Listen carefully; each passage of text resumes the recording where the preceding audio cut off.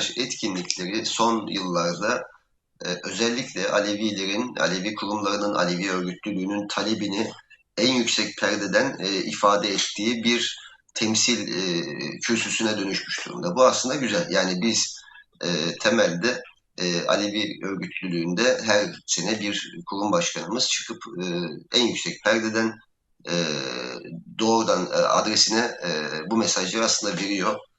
Temelde o şey değişmiyor son yıllarda. Yani çerçevemiz belli aslında. Talepler noktasındaki çerçevemiz belli.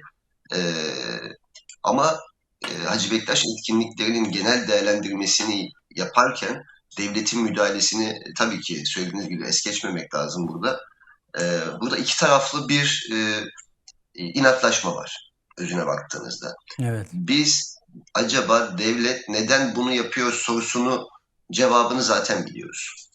Biz Aleviliği kendine göre tanımlamak istediğine, biz Aleviliği bir himaye altına alarak Cemevi Başkanlığı içerisinde tariflemek istediğine zaten yıllardır değinmekteyiz. 2022'de torba yasayla getirildiği günden bu yana zaten bunu kararlı şekilde Alevi örgütleri ifade ediyor. Hı hı. Bu alternatif etkinlik noktasına gelirken tabii ki devletin müdahalesi yanlış.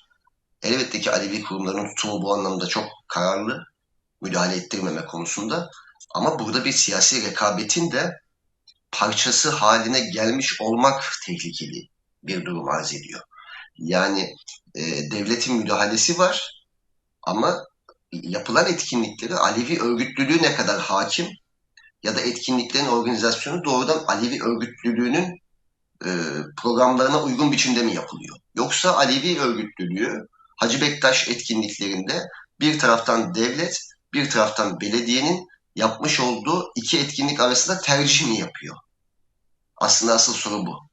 Hı hı. Sorunun Evet. kaynağını biz sadece devletin alternatif bir etkinlikle Cemevi Başkanlığı üzerinden yeni bir Hacı Bektaş, yeni bir Alevilik tarifi tehlikesini görürken diğer taraftan kendi imkanlarıyla da yapabilecek olan Aleviler burada iki siyasal akımın, iki siyasal kanadın diyelim bir tarafını seçmek durumunda kalarak işte gördük çünkü etkinliklerde, protokolde de bunu gördük. Etkinliklerin içeriğinde de gördük. Panel söyleşilerde de gördük. Sanatçı tercihlerinde de gördük. Alevi kurumları yapılan devletin dışında, Kültür Bakanlığı'nın yaptığı etkinlikler dışındaki yapılan bizim resmi ve meşru kabul ettiğimiz etkinliklerde ne kadar söz sahibi, orada da bir problem yaşıyoruz. Bunu çok fazla belki konuşmuyoruz ama iki etkinlikte de bir aidiyet sorununu Alevi toplumu yaşamaya başlıyor yavaş yavaş. Çünkü oradaki siyasal rekabetin parçası haline dönüşmüş olmak alternatif etkinlik yapmaktan daha tehlikeli. Bu Hı gözle hı. biraz bakmak gerekiyor. Söylemler, talepler, dergahların Alevilere iade edilmesi konusundaki kararlılık, söylemdeki kararlılık çok doğru. Ama Türkiye Alevi Federasyonu, ATFED dışında da hukuki olarak dergahların Alevilere geri verilmesine dönük ne kadar gerçekçi olur bu bugünkü yargı düzeninde ya da hukuk sisteminde malum yani bu davalardan bir sonuç alınmayacak ama hukuksal bir mücadele ve örgütlü bir mücadele bu alanda yok. Son yıllarda çok fazla seslendirilmeye başlandı. Bununla ilgili de aslında az önce bahsettiğiniz Temsilciler Meclisi'nin yapacağı çalışmalar, Hı kuracağı hı. komisyonlar, olası e, olumlu çıkacak olan bir çalışma biçimi ve örgütlenme biçimiyle belki daha sağlıklı ilerleyecektir.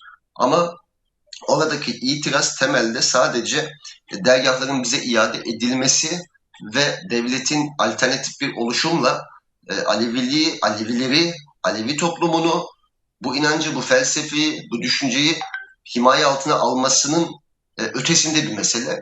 Dolayısıyla gelen atama listesi, Hacı Bektaş etkinlikleri sürecinde o gelen atama listesinde de gördüğümüz kadarıyla bugüne kadar Alevi hak mücadelesinde ön saflarda olmamış, bununla ilgili bir sorumluluk almamış, e, ne Hı hı. ibadethane statüsü konusunda ne dergahlar konusunda ne Diyanet konusunda ne zorunlu din dersleri konusunda ne madımak konusunda yani güncelde bizim önünde tuttuğumuz taleplerin hiçbirini son yıllarda dillendirilmemiş bir kadro atamayla devletin e, bir kurulunu oluşturdu. E, Bu bizim için yok hükmünde elbette ki. Ama karşısına koyacağımız Temsilciler Meclisi'nin bu anlamda eski tip 90'lar dönemi dernek örgütlenmesiyle değil de yeni bir örgütlenme modeliyle ilerlemesi durumunda yol alacağımızı düşünüyorum bu anlamda.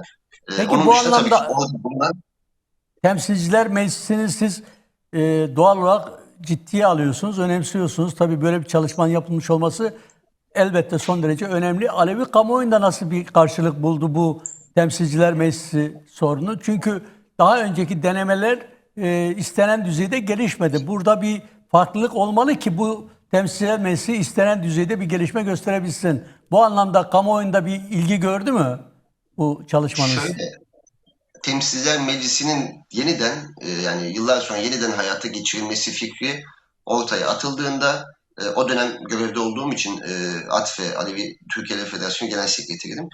Federasyon adına temsilci de bendim. İlk kuruluş aşamasındaki hem yazım aşamasında belli akademisyenlerle, hocalarımızla ve kurum temsilcileriyle temsil edenlerden birisi bendim. Bu Hı komisyondan şimdi hı. çekildim elbette ama Temsilciler Meclisi ya da bir konfederasyon yeni bir örgütlenme ve bir arada olma zaten kaçınılmazdı. Ama biz tabii ki geçmişten bir deneyim var. Temsilciler Meclisi deneyimi var. Temsilciler Meclisi Alevi örgütlülüğünün kamuoyunda konuşuluyor. Ama bizim genel itibariyle Alevi kurum yöneticilerinin görmediği bir aksaklık var. Alevi örgütlerinin gündemiyle Alevi toplumunun gündemini ya buluşturamıyoruz. Çünkü Hmm. artık talepler noktasında dahi bu temsilciler meclisinin bir amacı, bir hedefi olacak elbette ki. Bir hedef noktasında yani bir amaca erişmek üzere, yeniden örgütlenmek üzere e, kurulmuş kurulması beklenen bir temsilciler meclisi var ama temelde sorunlarımızdan birisi bu işte bizim. Alevilerin gündemiyle Alevi örgütlerinin gündemi, Alevi kamuoyunda, Alevi örgütlerinin kamuoyunda diye ayırmak gerekiyor. Çünkü biz Alevi toplumunun gündemini oluşturamıyoruz. Alevi toplumu medya eliyle çok ciddi manipüle ediliyor. Alevi toplumu başka bir noktadan bakıyor. Biz Alevilerin taleplerini Alevilere rağmen bazen savunur noktada örgüt temsilcileri kadük kalıyor. O yüzden şöyle söyleyelim, Temsilciler Meclisi Alevi örgütlülüğünün gündeminde, Alevi Peki, toplumunun gündeminde değil. peki. Hülya Hocam'ın az önce tariflediği o aslında Alevi toplum kurumları Hacı Bektaş da şunu demiştir diye tariflediği gölge et ve başka ihsan eylemez meselesi o kadar net ki aslında. Yani biz e, bir ayrıcalık, öncelik ya da bir lütuf değil elbette ki. Sadece bizi tanıyın, tanımlamayın. Aleviler kendi geleceğine kendisi karar versin. Alevi toplumu kendi kaderini tayin hakkına sahiptir. Dolayısıyla bizi bizim olduğumuz gibi kabul edin. Renklerimizle, çeşitliliğimizle tekçi bir mantıkla bakmayın. Bu açıdan da eğer ki bu noktada değil de tariflemeye ve himaye altına alıyorsanız da gölge etmeyin meselesi çok doğru. Bu talepler konusundaki bütünlük ve birlik açısından dergahların iade edilmesi meselesi tüm Alevilerin problemidir. İşte nasıl ki biz bugüne kadar en net olarak bütün Alevi örgütlülüğünün ve Alevi toplumunun en ortak paydası, en ortaklaştığı yer eşit yurttaşlık ve Cemevilerin ibadethane söylemiydi. Bugün çok fazla rengin, çok fazla örgütlülüğün bir arada söyleyebildiği, sonunda söyleyebildiği devletin Alevisi olmayacağız Hı hı. söylemi çok net ortaklaştı. Yani bu açıdan kimisi bunu devlet karşıtlığı gibi manipüle etse dahi bunun altını çok doğru dolduruyor Alevi örgütlülüğü. Bunu çok doğru tarifliyor, çok doğru anlatıyor. Devletin Alevisi olmayacağı söylemi üzerinden Alevilerin bu sürece de, barış sürecine de mesafeli olacağı ön yargısı oluşmuştu. Ama Alevi kurumları olarak biz süreç başladığından beri belki her canımıza tek tek bu işi sorumluluğunu kabul eden yönetici kadroları bu sürecin bir şekilde desteklenmesi gerektiği, Alevi toplumunun yüzyıllardır bu coğrafyada bütün zulümlere uğramış olan bu toplumun bir barış söylemi, samimi olsa da olmasa da ortada bir barış konuşuluyorsa Alevi kurumlarının, Alevi örgütlülüğünün ve Alevi toplumunun bu barıştan kaçmaması gerektiğini, bir şekilde bu sürecin hem öznesi olmalı hem savunucusu olması gerektiğini başından beri anlatıyoruz. Hı Ve aynı kararlılıkla da Alevi örgütlülüğü bu söylemin arkasında durmaya devam ediyor. Dolayısıyla bugün Alevilerin zaten kendi talepleri bağlamında, mesela Aleviler güçlü bir şekilde laik bir Türkiye istiyor, eşit yurttaşlık söylüyor. Bunu söylerken sadece Aleviler eşitlensin istemiyor tabii ki. Ya da laiklik derken, ki Alevilerin omuzlarına kalmış laiklik yükünü taşımak ne yazık ki Türkiye'de, sanki sadece laik olması gereken Alevilermiş, Alevilerin talebiymiş gibi bizim omuzlarımıza kaldı büyük maalesef. Ama bu söylemler zaten Alevilerin yıllardır barıştan yana olduğuna, eşitlikten yana olduğuna, kardeşlikten yana olduğuna şeydi, yani beyandı. Yani biz bugün barışmak istemedik. Biz zaten barıştan yanayız. Bizim inancımız, bizim felsefemiz, bizim duruşumuz, bizim tarihimiz hiçbir zaman savaştan, kandan, kibirden, ötekileştirmeden ya da zulümden yana olmamıştır. Hı hı. Dolayısıyla barıştan Alevileri ayırmak isteyen belli odaklar oldu ama Alevi örgütlülüğü, Alevi kurumları ve Alevi toplumu bu konuda iyi bir sınav verdiğini şu ana kadar söylemek mümkün. Bir taraftan da baktığımızda Aleviler sürecin ne kadar öznesi olabildi kısmıyla alakalı. Aleviler kendisi açısından sorumluluğunu yerine getirmeye devam ediyor. Bu sürecin sağlıklı yürümesi açısından fikri desteğini veriyor.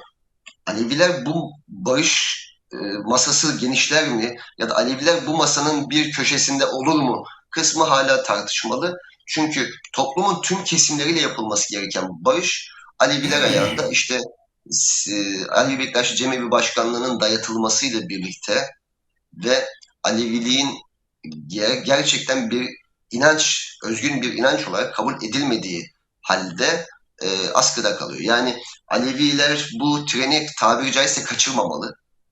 Böyle Tabii bir tabii. süreç varken bu süreçte olmalı ama ne kadar karşılık bulacağına da tabii ki biraz Alevi örgütlülüğü de buna kafa yormalı. Şu açıdan söylüyorum. Muhatap almak, müzakere etmek, bir araya gelmek, devletle bunları konuşmak, devleti yöneten iktidarla bunları konuşmaktan kaçınılmamalı. Bu süreçler yürütülmeli. Bunu yapan arkadaşlarımız da bu cesareti, bu riski giyinen arkadaşlarımız da aman bunlar devletle işbirliği mi yapıyor? Hani devletin alevisi olmayacaktınız diye manipüle edilse bile kararlı biçimde yürümeli. Temsilciler Meclisi'nin zamanlaması bu açıdan da çok değerli.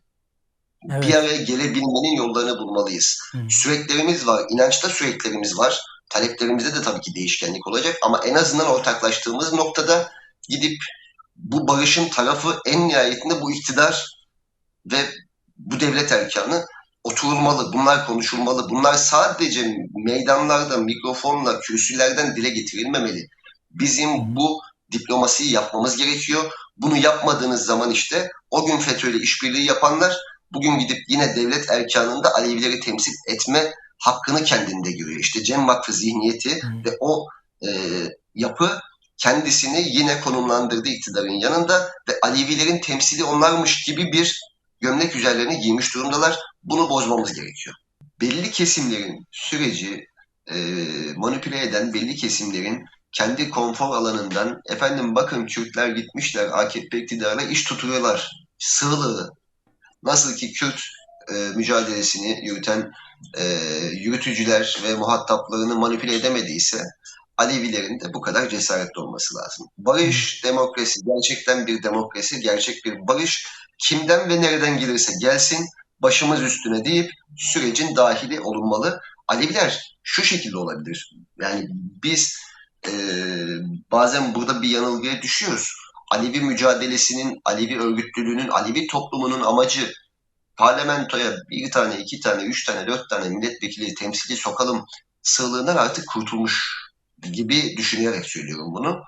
Ee, Bir diplomasi komisyonu olmalı. Bir muhatap alınacak, gerçekten bu meseleyi doğru tarifleyecek ve taraflarıyla görüşürken çekinmeyecek bir komisyon, bir komite, bir heyet kurulmalı. Biraz geç kalıyoruz bu konuda. Yani biz bu meselenin muhataplarıyla oturup bu meseleyi konuşmak gerekiyor. Şimdi Evet. siz Alevi örgütlülüğü olarak bugün devletin Kürtlerle ilgili politikasında, bugünkü barış sürecine evrilmesinde e, evet demokrasi olmadığı yerde iç meselede olur, dış politikada da problem yaşarsınız ama Aleviler e, devletin belli zafiyetlerini e, doğru biçimde tarifleyemedi. Dolayısıyla bakıyorsunuz Kürtlerle barışan devlet Alevilerle barışmaktan ziyade Alevileri dönüştürme aynı zaman zarfı Evet. içinde yapıyor bunu. Kürtlerle barışırken Alevileri dize getiriyor. Alevileri kendi tabiriyle yola getiriyor bir nevi. Dolayısıyla az önce bahsettiğim bu tren kaçmamalı kısmı ile ilgili tehlikeli gördüğüm kısım bu. Siz muhatap almaktan, muhatap olmaktan, oturmaktan, konuşmaktan çekinmemelisiniz. Alevi örgütlülüğü özellikle bu temsiller meclisinde bu kurul oluşturulmalı. Bir diplomasi ve müzakere komisyonu olmalı. Bizim o meclis komisyonunda da gidip anlatmamız gerekirdi. Bu işin lamicimi yok. Bu işin muhatabı devlettir. Devletin şu anda aygıtları bu iktidardadır. Dolayısıyla saraya gitmekten dahi imtina etmemeniz lazım. Gerçekten Alevi toplumunun haklarını, taleplerini ifade ediyorsanız az önce bahsettik. Kürsüden, meydandan, eylemden, sokaktan söylemek çok değerli, çok kıymetli ve cesaret Hı isteyen hı. bir iş. Ama artık sadece sloganla değil bu işi müzakere ederek belli bir seviyeye, belli bir noktaya getirme ihtimalimiz olduğunu ben düşünüyorum. Peki. Bu anlamda da kamu yöneticilerimizin, örgütlerimizin, genel başkanlarımızın sorumluluk alması gerektiğini Peki ifade edeyim. Bu çok şekilde tamam. teşekkürler Ufuk Emre Bektaş.